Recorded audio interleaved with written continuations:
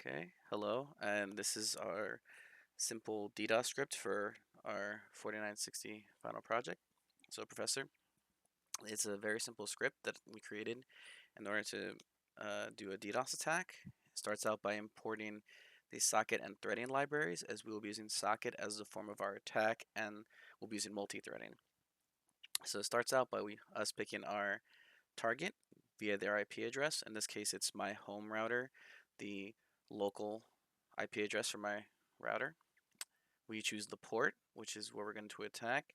In this case, port 80 is in charge of HTTP, which is what we will be attacking. And a fake IP address, so that if someone is looking where the requests are coming from, that they will see that instead of the actual IP address. I will get to this variable in a second, but first I would like to get to this this portion. This portion of the code right here is our attack. It is an infinite loop, whereas we use the socket method to communicate via the network in order to connect to our target and the corresponding port. We then send it the requests uh, uh, to connect, and send it those requests with HTTP, and then we close it. Now it's an infinite loop because we simply close the connection, and it will constantly keep processing over and over.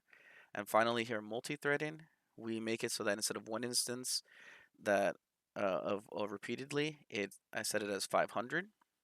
Now this variable here is for a counter, so that we'd be able to print the number of attacks that are happening and have happened so far, which you'll see once I run the code right now. You'll see down here, these are the number of attacks. It appears to be going in chunks and a little slow because the counter does slow down the overall script speed because it has to print every single request in terms of how many are sent. So I'll stop it right there. But as you can see, it did not stop until I manually stopped it, and it does keep sending requests indefinitely. If I were to remove this portion of the code, as well as the variable attack num above, then it would speed up, and it would completely speed up the script. And that is the demo.